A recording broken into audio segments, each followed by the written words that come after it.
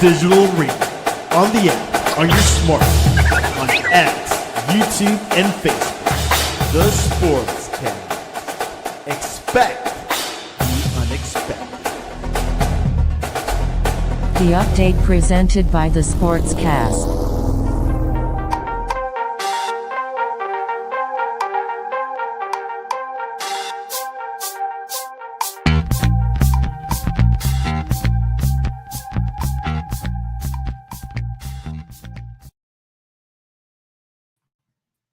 Welcome to the Sportscast, July 11th, 2025. If you haven't yet, please subscribe on all our channels, YouTube, Facebook, X, Apple Podcasts, and Spotify. You can also listen to us on your smart speaker. If you're listening on Apple Podcasts or Spotify, please leave a rating and a review. It will help us out tremendously. We're also on online digital radio, and you can visit our website, thesportscast.net. Also, follow us on X at the Sportscast1, and check out our app, the Sportscast for iOS. The 2025 FIFA Club World Cup comes into conclusion this weekend as PSG will face Chelsea to claim the best club in the world. Of course, that's always debatable. But join us to rehash this tournament and preview this huge game this weekend is Gabe Esparza, all the way from Nebraska. Yes, we're in the heartland, we're in the Midwest, but football's king, all sports are king, so I'm excited to talk shop with you here, Santiago. Absolutely. Now, yeah, Nebraska is a football state, of course, but also baseball as well, isn't it? Oh yeah, College World Series. Soccer's really big here with the lower league team here, and volleyball's huge. So, we have Anthony Smith in the UFC. We have a quite known boxer, Bud Crawford, who's about to defeat Canelo Alvarez. Spoiler alert. So there's a lot going on here. Quite going on in Nebraska, not just corn, but also some sports. So, yes. A whole lot going on in Nebraska. But anyways, our Friday show is usually a preview for the weekend, big weekend ahead of us, and the Club World Cup. The finale is this weekend. But before we get into the preview, what are your thoughts over this tournament? Do you think it was a good success so far? Yeah, I came in with kind of low expectations.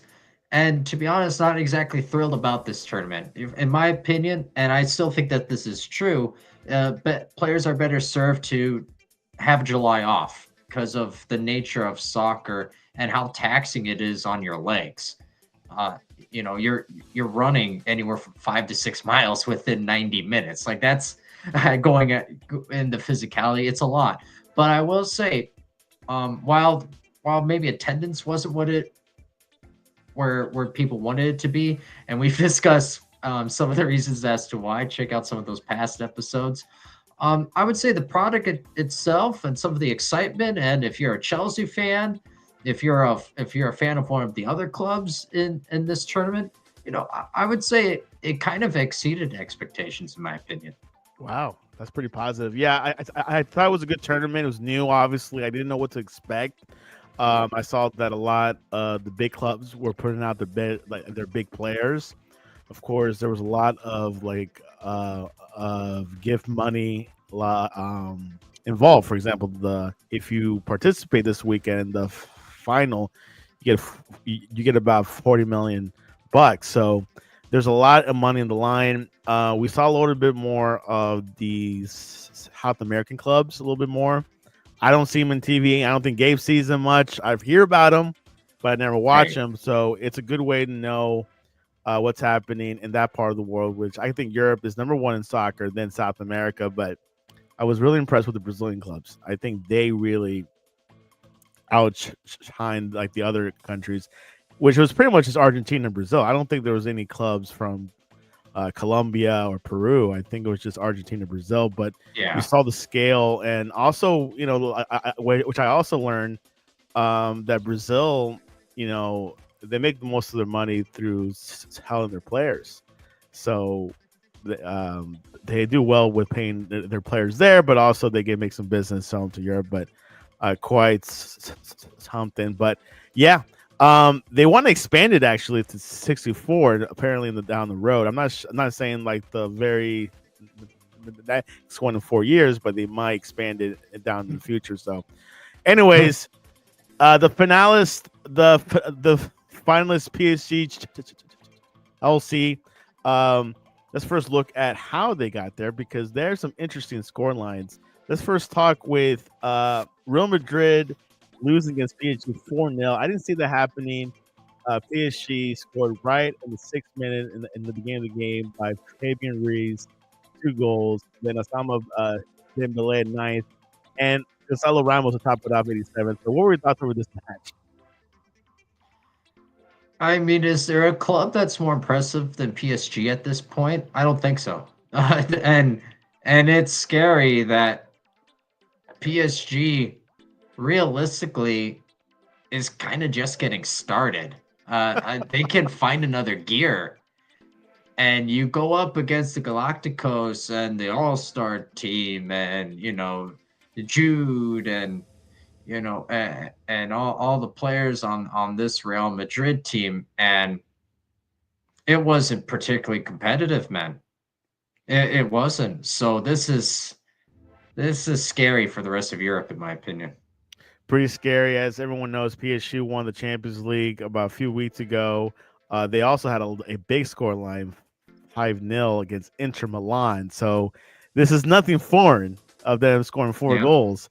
But Real Madrid, the Yankees of Europe, the granddaddy of it all, losing like that. And like the backline was exposed. I mean, that Yeah. backline with Asensio, Rudiger, Valverde, and Garcia was not able to contain PSG. PSG had a possession. Like, let's look at the possession in this one because they look like a Barcelona 68%. That will do it. Total shots on goal 17. Actually, no, total shots on goal is 7. Total shots 17 to 2. So, and with that weather, which we didn't talk about the weather. I mean, if you're down 3-0 in the first half, how can you recuperate that with the heat? No, you can't. And then you're under duress. Not just forget the fact that you just don't have the ball. It's breaking news. It's hard to score without the ball. But if you're even though 17 shots, only 7 or whatever it was were on target, it's so demoralizing. You have to constantly take goal kick after goal kick after goal kick, and then see it shoved right back down your face. Then you're doing with the elements. Around the 35, 36-minute mark, you just want to get out of there. You're like, all right, fair enough. Yeah, exactly. So looking at this PSG team, not big stars, Gabe. You look at Dembele, I guess you could consider him a star, potentially Ballon d'Or candidate. And then Dua, he is definitely uprising. Right. But this team does not need stars to win, don't they? No, these are players that have been overlooked. Vitinha, he was in the Premier League, and Wolves didn't want him anymore. For that situation was a little bit different in terms of how that played out, but PSG saw the potential. Now he's got a great home there. And then you see there on the left, I always butcher his pronunciation, but the Georgian, Kvaratskhelia, had a really good show. Yeah. Your guess is good as mine. It's going to get. But yeah, he had a good showing during Euro 2024. And Luis Enrique, he kind of wanted to capitalize on that. So and then their keeper Donnarumma, excellent shot stopper. So yeah, to your point though, not household names. They're on the cusp of potentially becoming that. And certainly Dembele looks like he's on his way to winning the Ballon d'Or, but certainly entering into this past season, you would have been hard pressed unless you're a PSG fan to name too many on this starting 11. But that just speaks to this overall how great this team is and their chemistry. Exactly, and we'll see. They're on the way to the final. We'll go into predictions a little bit later, but let's talk about The other team, the other game, Chelsea versus Fluminense. Fluminense was the only non-European team that made it to the Final Four. But a player that just got signed with Chelsea a week ago helped Chelsea. Joao Pedro, 2-0, scored both goals in 18th minute and 56th minute. Great goals, by the way. They're from far outside the box Yep. almost. And he was a great star with Brighton, had a great season. Chelsea signed a few strikers, Joao Pedro and the English guy. I forgot his name. Vimy Gabe can help me out here, but I could definitely pull it up. But Chelsea has definitely uh, mastermind this tournament. Not the most sexiest tournament, club, but João Pedro might have put some spice to it. But your thoughts over this matchup against Fluminense? Yeah. First, I want to give credit to Fluminense. To reach this point, great showing from them, and it was kind of neat too to see Thiago Silva, you know, long time Premier League player at Chelsea, and he gets to lead his his home country's club to this stage in this new tournament. So really awesome to see from that perspective. And now in terms of Chelsea, listen, they were bound to get it right sooner or later. How much money have they spent each transfer period? It's been ridiculous. So good for them. This is if the if this is what we get during the upcoming Premier League season, then great. This is it's a little more fun to watch, and that they'll certainly be entertaining. Um, I'm just gonna hold my reservations until the Premier League season gets here, me personally. But if you bring in 5 or 6 players each year, eventually one of them's gonna pay off. Yeah, no, absolutely. Chelsea spent about 300 million euros Yeah. on the squad. It's a young squad. They say that like this team was not like they didn't bring in like big stars, but they brought in some potential future stars. Yep. So you're gonna start seeing them unraveling throughout time. I guess I'm not sure about a year or two or whatever. They brought up the other guy I was talking about is Liam Delap, great striker. They got him from Luton. So having Yes. him and Pedro, I think Chelsea. I think almost every club has to deal with strikers. Every club it doesn't have that striker they want and that pure number 9. But with these additions, I think Chelsea. I can't say they're going to win the Champions League next year. I don't think so, or the Premier League, but they'll definitely finish top 4. I think that's reasonable to expect. It is telling. Nicholas Jackson, before his injury, I thought was playing very well, and I've been one of the harsher critics of him. In my opinion, before this season, before this past season, he was completely overrated. But he kind of turned his career around, in my opinion. And to your point, they bring in the new signings with the Lab and João Pedro, and he looks like he's on his way out. So we'll see if he can regain that magic away from Chelsea now. But it is somewhat telling to me that this is what Enzo Maresca wanted to do, considering how well Jackson has been playing. Yeah, he did play earlier in this tournament. He got that red card in the group stage. Yes. Did not have a good situation there, but I think Chelsea will probably keep him as that third striker option, or among those 3 strikers. Why not? They got all the money, and in the Premier Yes. League, to win the Premier League, you got to have a deep squad in all positions. Yes. Like the Man City way. All right, the finale is in New York this weekend at the MetLife Stadium in the New York, New Jersey metro area. These two teams, they face the total head-to-head record. Gabe, is Chelsea has 1 win, PSG 3 wins and 4 draws. But how do you see this matchup? Obviously, I probably would assume that PSG is the favorites in Chelsea, but is it going to be a close game? Is it going to be a blowout like we've seen PSG do this past couple of weeks?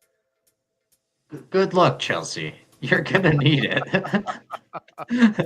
I think PSG is just playing way too well. I think they're gonna end up winning by three goals. Wow, that's still a Um blowout. I think No, so. The only way in which Chelsea can make it a game is they go down 2-0 and then PSG lets their foot off the gas and then the Blues find a way to kind of creep back in. But I mean, come on. PSG is just so good and they're very excellent at capitalizing early where I don't see a scenario in which Chelsea, scores one early and hangs on. I don't see a scenario where Chelsea where realistically Chelsea get an early foothold in this game. I think more likely than not, we're going to see something around 60% possession for the Ligue 1 side. yeah, I think PSG has that possession that Barcelona style playing, holding the Yep. ball, passing. Someone actually pointed out, which I saw on the internet, the PSG reminds them of the 2008, 2012 uh, uh, Barcelona club back then, where they Wow. dominated La Liga and the Champions League. So there's a lot of pass. Of course, Luis Enrique is from uh, uh, uh, Barcelona himself, so he's using the Pep as Yep. well. Pep Guardiola style play, possession, ticky tack, and it's working out. That style of play has been going on since the Dutch back in Yes. 1970s. So it's always been working. But if PSG scores early, I think they'll win it for sure. Maybe blowout like 3-0. Because I Hmm. think what I saw what they did with Real Madrid, they score early. They punched early so they could, get dominated. And of course, with the Heat, which is like their 12th man, affected Real Madrid.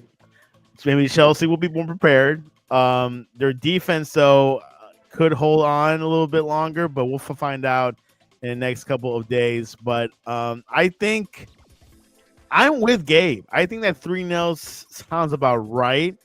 Um, it's kind of like PSG is probably like in that mode. And I think they can do it again. So in New York, of course, big show, big halftime show. Probably, I think it's coming. Oh, But we'll see really? what happens. And then, of course, sorry, go ahead. Oh, who's the halftime show? I don't know. I'm sure there's probably one. I won't be surprised if it's Shakira, but I'll for sure gonna have to see. Oh, I'll have to see who it is. But I think it's gonna be it's gonna be Jay Halvin, uh, Doja Cat, and Thames. Which I've not heard of them. Doja Cat, I know. Okay, well there you go. I don't know them other two. Interesting. So we'll see what happens. I hope it's a good finale. The tournament, in my opinion, I thought there were a little bit. It was a pretty good tournament. I think overall, I think Yeah. there were too many teams. I think they cut it short to 24 or 16 clubs. I think that'd be Mm. great. Mm-hmm. But 32, like you're seeing, the best team in Australia, which is not that good. They're all part timers. They Yeah. have another job, and then of course seeing like the big clubs. So I like to cut it down, but with FIFA, I don't expect that. But anyways, let's go into college. No, not college. NBA G League. Cooper Flag scored 10 points in Summer League debut versus the Lakers. Bronny, he played. I didn't know. I mean, I thought it was a rookie only type of league here, but Cooper Flag came through. Number one pick for the Dallas Mavericks. Flag swooped in from a weak side to swat away Lakers guard DJ Stores, driving up layup attempt with a minute 10 remaining in Thursday night's NBA 2K26 Summer League opener. Flag then pushed the ball to the floor in transition, drew three defenders as he approached the paint, and found teammate Ryan Nembhard wide open for a three-pointer that gave the Mavericks the lead for a good 87-85 win. 2 points, Gabe. Listen. um, this might be controversial, but that's okay. Uh, I don't think Cooper Flag is gonna have a good NBA career, Oh, and wow. it's because I think people are overlooking how good the overall Duke team was last year. He was the best prospect in college, and he was on an excellent Duke team. Now you're going to be in the NBA. And granted, the Dallas Mavericks, for all of the fuss and all of the criticism, they do have a decent roster. You can't really take that away from them. But at the end of the day, you have to be able to win your one-on-one matchups either defensively, right? You can be like Mike Conley and kind of make your billing on that end, or offensively, you have to be a matchup nightmare, um, or a 3-point specialist, right? Right. But but you have to have something that you can really hang your hat on. And in my opinion, based on what I've seen, and I think case in point, you're in this NBA Summer League. How many players have done so well in the Summer League only to completely fall off once the NBA regular season has What started? happened? Super inefficient 10 points from Cooper Flag. I think he's going to be exposed at the NBA level. I think he's too slow when you're comparing him to NBA level guards. And I don't think he has the skill set to kind of expose some of the front court matchups that he could be able to potentially take advantage of. I see him kind of having like a Jahlil Okafor type of Interesting. career in the NBA. Wow. Well, there you have it. Cooper Flag, the potential was what they traded Luca out to get, apparently. We'll see what the Mavericks does. They got Kyrie, good roster, and Anthony Davis, AD. So there's something there with the Mavericks, but we got to see what's going on. Devin Booker, Gabe, is the most expensive NBA player. He agreed to a 2-year, $145 million max extension with the Suns just after Kevin Durant got traded about a week ago. Is this a good thing for Phoenix? Are they putting this guy as a franchise guy now? Allow me to tell a half of a story here. So I remember during I believe it was Team USA basketball, how Devin Booker would whine until he faced and beat, that's the key word, and beat everyone in a one-on-one matchup. Wow. So, and I forget which player was, and it was either Team USA or obviously Phoenix. Either way, the principle holds. There was one player that he just kept losing to, and he just wanted rematch after rematch after rematch. And he was so annoying that the guy just gave in. And after what I assume was like the 20th game, the 20th one-on-one, Devin Booker finally won. So I imagine that's how this negotiation went with Devin Booker, of him just at the front office, just complaining, saying, I need to be the highest paid player. Listen, in a vacuum, it makes absolutely no sense to me. He's, if we're talking value, he's not the best player in the NBA. But we all know that this is kind of like, someone like in the NFL, someone like Geno Smith resetting the market. A couple of years from now, Devin Booker will be like the 20th highest paid player in the league. So it'll all come crashing down. But that's how I imagine that this happened for Devin Booker. Just him, please, I want to be the best player. And then they were like, fine, Booker, fine, you got it. Just go away. Go away for now. Yeah, something to look at, of course. They did not make the playoffs this past season with him and Kevin Durant in the squad. And, of course, what was the other guy's name? The third one starts with the B. Beal. Yeah, Bradley Beal. They did not go to the playoffs at all. So we'll see if this contract motivates him. Now with no Durant, maybe there's more motivation. We'll see what happens. OKC Thunder, Gabe. They signed their core, Jalen Williams, Chet Holmgren, of course, SGA, $245 million. They're keeping that trio core in place for OKC. They do not want to repeat what happened 10 years ago with Kevin Durant and Harden and Russell Westbrook. But your thoughts over this OKC splash this offseason? Oh, nice. Here's another potentially controversial take. It's a good thing OKC won when they did. We've seen this happen where a team will make the splurge or splash, as you so eloquently said, And what suffers? Depth. What suffers? The bench. Yep. So you have this three-headed monster now, and by all accounts, I believe individually, Jalen Williams is worthy of this contract, right? This isn't a slight on him, but there's only so much money, and I have to wonder long term where we will be seeing OKC in say 3 4 years time. For the immediate future, though, good for him. And this is certainly this is obviously the team to beat, not just because they're the reigning champs, but because of how good the roster is heading into the 2025-2026 season. Wow, quite something. We'll see what happens in the next couple of weeks. But OKC, champions of the world, team that is probably going to win a couple more championships. They're young, and the front office, what they learned from 10 years ago, they don't want to repeat it. And I Yep. think we'll see some more chips especially next year, because the East is wide open for sure. And Yes. with no Tatum for Boston Celtics, and no Halliburton for the Pacers. So we'll see what happens. The West is still always going to be tight. You're Yes. always going to have the Nuggets. I think they're the toughest team, brutal team, beatable but tough. You have to go down 7 games. And of course, you got Minnesota. So I'm looking forward to the NBA next season, because it's going to be tight. But hey, storylines change. You're Yep. one injury away from losing your season. So Yep. let's just see what happens. Let it play it out. Um, Another incident. I see a lot of football players get with incidents with fireworks, and this year was Chargers Najee Harris. He had an issue with his eye, actually, but I heard he'll be okay by the start of the season. Yeah. What is it with players using Plaxico Burress as a role model? I don't get this at all. Um, yeah, so he has an eye incident. What was he? Was he lighting it off and just staring at it with the firework like a No no? details, but I'm sure that's exactly what happened, if I had to guess.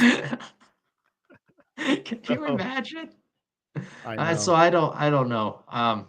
Happy belated fourth to everyone, and to Nachi. Which Hopefully he he's just got signed for the Chargers this past off season, so I'm sure Harbaugh is concerned about that.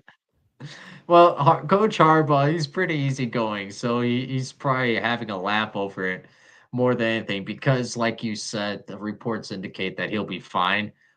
Just bizarre, man, bizarre. But Chargers, fun team to watch, and I think I like the signing overall for their backfield. Pretty good. Hall of Fame games in 3 weeks, Gabe. Football season pretty much begins in 3 weeks. How you feel about that? I have two words for you, Santiago. What? Let's Let's go. go. It's funny because most of the Hall of Fame games, no, I think they have started in July towards the end, obviously. So this is nothing too new. So we'll see what happens. A little breaking news about half an hour ago: UEFA demotes Mhm. Crystal Palace to the Conference League due to the ownership ties with French club Lyon, which is where Matt Turner plays in. Will be playing in.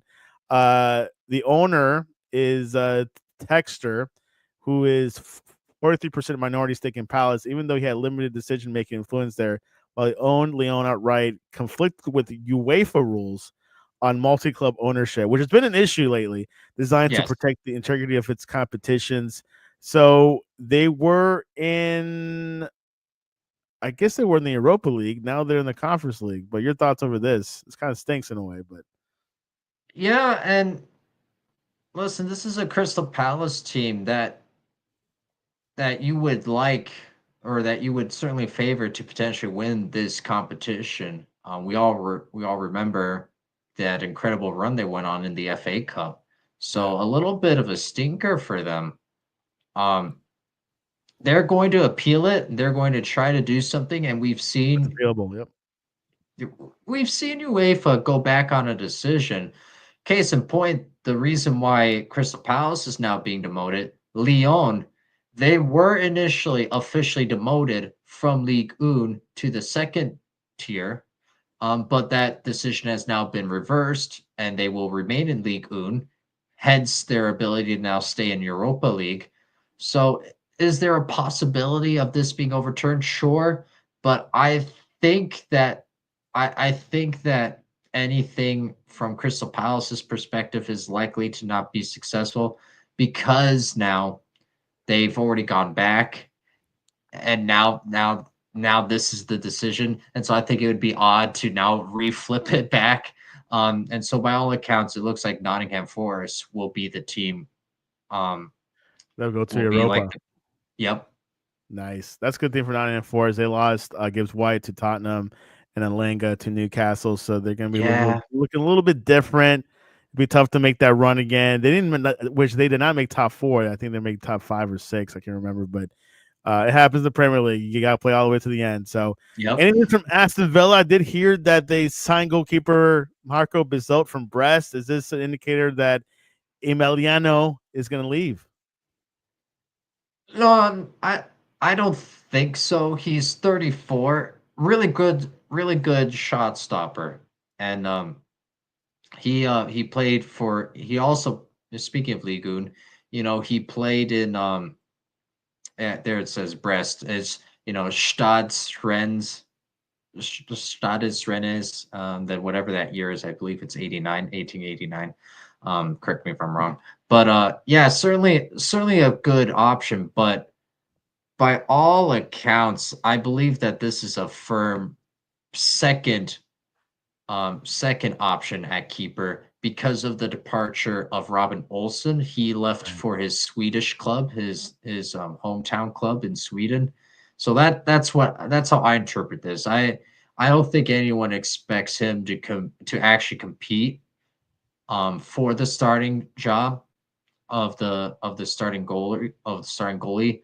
That's firmly in Martinez's hands, and I don't believe that this is an indication of Debu leaving Villa. That's just my read on the There it situation. is. Gabe is the Aston Villa insider, so we'll see what that good run last year. Yes. Marcus Rashford going back to Man United, so I don't think yeah, that's it for him and Aston Villa. So we'll see what happens. Premier League is kind of open.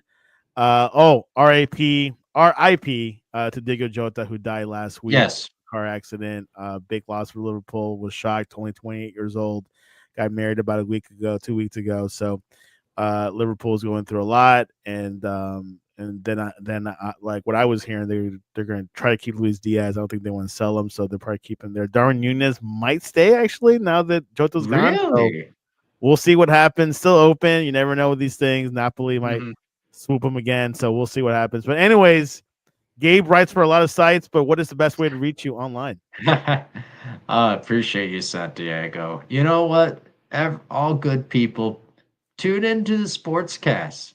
That's the number one place to go. We're gonna have some articles up there shortly, so that's where you can get all the latest and greatest. There you have it. And you can reach us at thesportscast.net where you get all the articles, podcasts, and everything else. Also, our merch store. Check it out. And our X and Instagram is the Sportscast One. You can find us there for the latest and greatest. We'll be live tweeting. We'll probably see more NBA news for any late breaking stuff. NFL kind of died. Well, you never know about the NFL, but we're still waiting for the TJ Watt move. What's going to happen there? But last week, Steelers had that trade with Jalen Ramsey, so we'll see what happens there. But anyways, what a show! Summer's still hot until at least this weekend. I mean, I know the All-Star game is coming up, but this is the dog days of summer for sports. I mean, it gets dry till July 31st. I know mandatory mini camps begin actually this weekend or next week. So things are starting to go in motion, but we'll have a break a little bit. But anyways, Gabe, always a pleasure. Thank you. And this was your update.